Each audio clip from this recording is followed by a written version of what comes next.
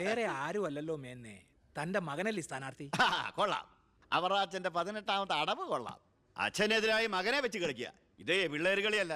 ജനപക്ഷത്തിന്റെ സ്ഥാനാർത്ഥി നിസ്സാരക്കാരനല്ല. എന്തൊക്കെ പറഞ്ഞാലും മുഖ്യമന്ത്രി രാജിവെക്കുന്ന കാര്യമല്ല. പിന്നെ ചിറ്റാരിക്കര മേനോൻ സാറിന് തന്നെ വേണം. അതൊഴികെ മറ്റെല്ലാ സ്ഥാനാർത്ഥികളെയും നമുക്ക് അംഗീകരിക്കാം. പക്ഷേ മേനോൻ സാറിനെ മാറ്റി നിർത്തിക്കൊണ്ടുള്ള ഒരു ഒത്തുതീർപ്പിനും ഞങ്ങൾ ആരും തയ്യാറില്ല. അതെ, മേനോന് സ്ഥാനാർത്ഥിയാക്കിക്കൊണ്ടുള്ള ഒരു ഒത്തുതീർപ്പിന് ഞങ്ങൾ നേരല്ല. പാർട്ടി പുലർത്തി പോകാൻ നിന്നവരവര് തെരഞ്ഞെടുപ്പ് പെട്ടെന്ന് വന്നപ്പോ ഇവിടെ തന്നെ കൂടി. ഈ മുന്നണി വിട്ട് എന്നാൽ പൂ വിട്ട് സ്വീകരിക്കും ജനപക്ഷ മുന്നണി. എന്റെ ഗ്രൂപ്പിന് KDF-ൽ കിട്ടുന്നതിനേക്കാൾ കൂടുതൽ സീറ്റ് കിട്ടുകയും ചെയ്യും. ദിവാകര, ഇനി ഇവിടെ നിൽക്കണ്ട, വാടോ പോകാം. അയ്യേ, നിങ്ങൾ ഇവിടെ ഇരിക്കി. ആരെങ്കിലും എന്തെങ്കിലും തമാശ പറഞ്ഞു വെച്ചാൽ അത് കാര്യാക്കുക. ചിറ്റാരിക്കരയിൽ മേനോൻ തന്നെ സ്ഥാനാർത്ഥി. അപ്പം നമ്മൾ ഗ്രൂപ്പെല്ലാം മറന്ന് തെരഞ്ഞെടുപ്പിനെ ഒറ്റക്കെട്ടായി നേരിടുന്നു. ഇനി എല്ലാവരും ഒന്ന് കൈയടിച്ച് പാസാക്കി.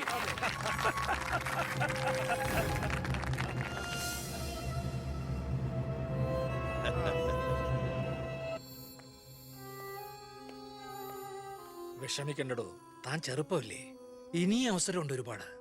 എനിക്കൊരു വിഷമമില്ല സാർ. ഒരു MLA ആകാൻ വേണ്ടി വ്രതം നോറ്റെടുക്കുന്ന ഒരാളല്ല ഞാൻ. അധികാരത്തിന്റെ അപ്പകഷ്ണം കിട്ടാൻ ചെയ്തു കൂട്ടിയ നെറുകേടുകളൊക്കെ പരസ്പരം മറക്കും, എല്ലാം പൊറുക്കും, എല്ലാവരും ഒന്നാക്കും. അധികാരം കിട്ടിക്കഴിയുമ്പോൾ പിന്നെയും തമ്മിൽ തല്ലും, പിരിയും. പക്ഷേ കൂടെ നിൽക്കുന്ന എന്നെ പോലുള്ള അണികൾക്ക് അത് ചിലപ്പോൾ ഉൾക്കൊള്ളാൻ കഴിഞ്ഞെന്ന് വരില്ല, എളുപ്പം ദഹിച്ചെന്ന് വരില്ല. വരട്ടെ സാർ.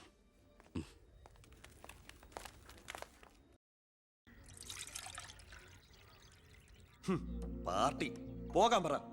അവരവരുടെ സീറ്റ് നിലനിർത്താൻ വേണ്ടി എല്ലാം മറന്ന് അവരൊന്നായി. തന്തയ്ക്ക് പറക്കാത്ത വർഗം. ഈ നാറിയ രാഷ്ട്രീയ വ്യവസ്ഥതയാണ് എതിർക്കേണ്ടതും പൊളിക്കേണ്ടതും. ഞങ്ങളുടെ ഒരു അഭിപ്രായം പറയട്ടെ, നീ സ്വതന്ത്രനായിട്ട് മത്സരിക്കണം.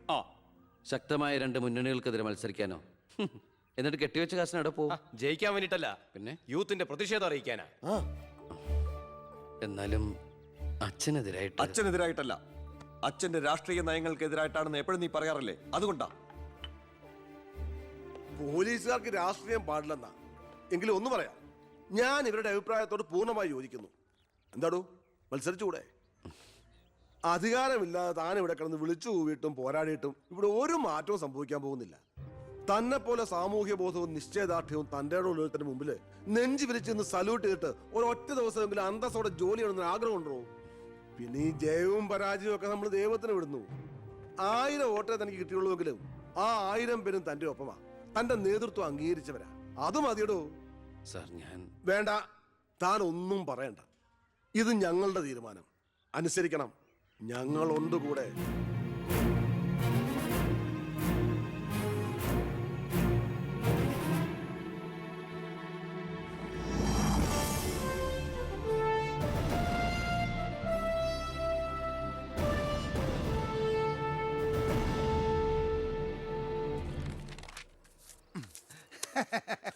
ഒരുപാട് തെരഞ്ഞെടുപ്പുകൾക്ക് ഞാൻ പോസ്റ്റർ ഒട്ടിച്ചിട്ടുണ്ട്.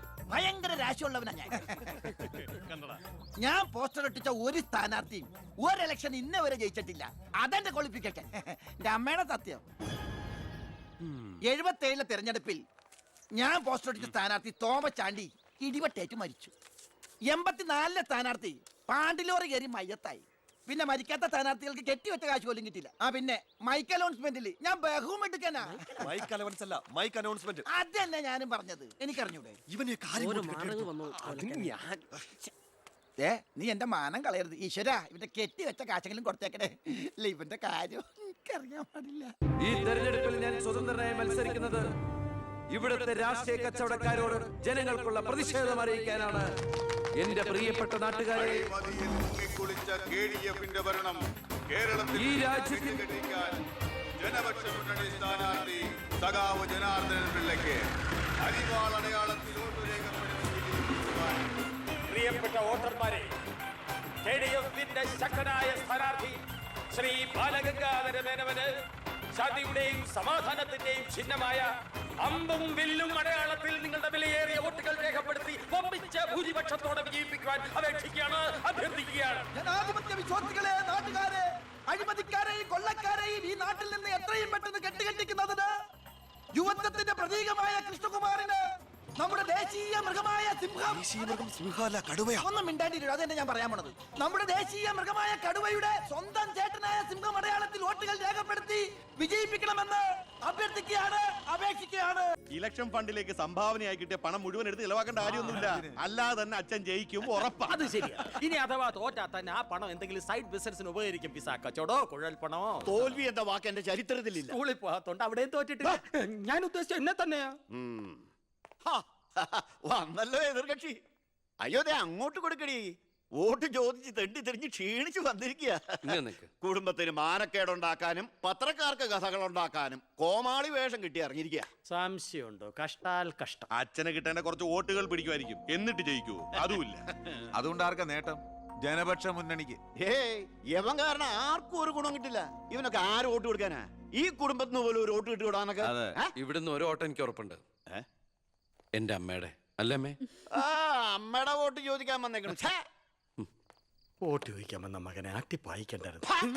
സുഹൃത്തുക്കളെ, നിങ്ങൾക്ക് എല്ലാവർക്കും അറിയാം, കഴിഞ്ഞ 25 വർഷമായിട്ട് എന്റെ നാട്ടുകാർ എനിക്ക് തീരെഴുതി തന്നിട്ടുള്ള മണ്ഡലമാണ് ചിറ്റാരിക്കര. അതൊരു പോരായ്മ തന്നെയാണ്. അതെ അതെ, എന്ന് എതിർ പാർട്ടിക്കാർ പറയുമെന്ന് ഞാൻ ഉദ്ദേശിച്ചത്. ചിറ്റാരിക്കരയിൽ നിന്നും കേരളക്കര മൊത്തം KSRTC ബസ് സർവീസ് ഇല്ലേ?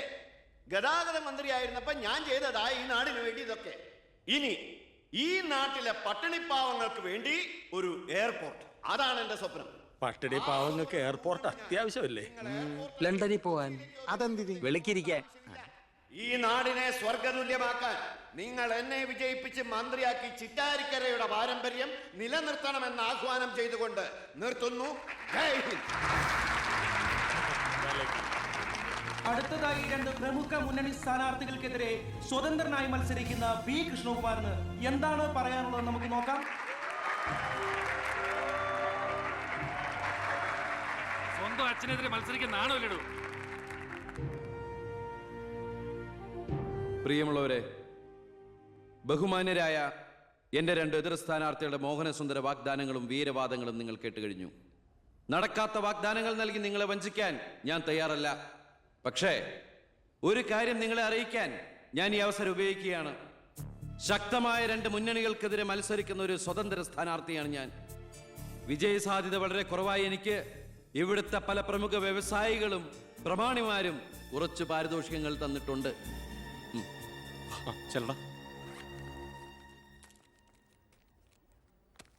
ഇത് 5 ലക്ഷം രൂപയുണ്ട്. നമ്മുടെ മുന്നിലിരിക്കുന്ന നന്മ നിറഞ്ഞ ശ്രീ ചാണ്ടിച്ചൻ സംഭാവനയായി തന്നതാണ് ഈ തുക. ഇത് 3 ലക്ഷം വ്യവസായ പ്രമുഖൻ കോശിയുടെ വക. ഇത് 2 ലക്ഷം അബ്കാരി നമ്പീശന്റെ വക. ഇത് 1 ലക്ഷം കോൺട്രാക്ടർ സരസന്റെ വക. വിജയ സാധ്യത ഒട്ടുമില്ലാത്ത എനിക്ക് ഇത്രയൊക്കെ കിട്ടിയിട്ടുണ്ടെങ്കിൽ വിജയത്തിന്റെ തൊട്ടടുത്ത് നിൽക്കുന്ന എന്റെ എതിർ സ്ഥാനാർത്ഥികൾക്ക് എത്രയൊക്കെ കിട്ടി കാണും.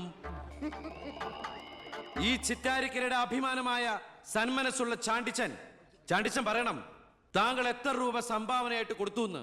ആ നല്ല മനസ്സ് ജനങ്ങളൊക്കെ ഒന്ന് അറിയട്ടെ എന്ന്. ജനാർദ്ദനം പിള്ളയ്ക്ക് 10 ലക്ഷം, മേനോൻ സാറിന് 20 ലക്ഷം അല്ലേ? സത്യമാണ്, നുണ പറയല്ല. പണം പിടിച്ചു. Thank you Chandichan. കർത്താവ് തരുന്നു, ഞാനത് കൈനീട്ടി വാങ്ങിക്കുന്നു. എങ്ങനെയുണ്ട്? ടിവിയിൽ വരുക. കേട്ടല്ലോ, ഇതുപോലെ എത്ര ലക്ഷങ്ങൾ ഇവരുടെ കൈകളിൽ എത്തിക്കാണും. അതിവിടെ വെളിപ്പെടുത്താൻ ഈ സ്ഥാനാർത്ഥികൾ തയ്യാറാണോ?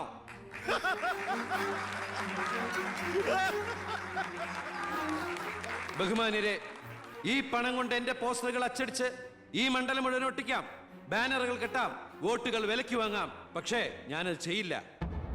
25 കൊല്ലമായിട്ട് നിങ്ങൾ ജയിപ്പിച്ചു വിടുന്ന ശ്രീ ബാലഗംഗാധര മേനോന്റെ മണ്ഡലത്തിലെ ജനറൽ ഹോസ്പിറ്റലിൽ ഒരു ആംബുലൻസ് ഉണ്ടോ? അത്യാവശ്യ സൗകര്യങ്ങളുണ്ടോ? പ്രിയമുള്ളവരെ, ചാണ്ടിച്ചൻ നന്ദി 5 ലക്ഷം രൂപ ഇവിടുത്തെ ജനറൽ ഹോസ്പിറ്റലിന് ആംബുലൻസിനും മറ്റുള്ള സൗകര്യങ്ങൾക്കും വേണ്ടി ചാണ്ടിച്ചന്റെ പേരിൽ ഞാനിത് ഇന്ത്യ വിഷയം ഏൽപ്പിച്ചുകൊള്ളുന്നു. ഞാൻ സമ്മതിക്കൂല. സുഹൃത്തുക്കളെ, ബാക്കിയുള്ള ഈ തുക പാവപ്പെട്ട കുട്ടികളുടെ പഠിപ്പിനും ഭക്ഷണത്തിനും അതുപോലെ ആരോരുമില്ലാത്ത വൃദ്ധജനങ്ങളുടെ സൗജന്യ ചികിത്സയ്ക്കുമായി ഈ തുക തന്ന ആളുകളുടെ പേരിൽ തന്നെ ഞാനിത് ഇന്ത്യ വിഷന് കൈമാറുന്നു.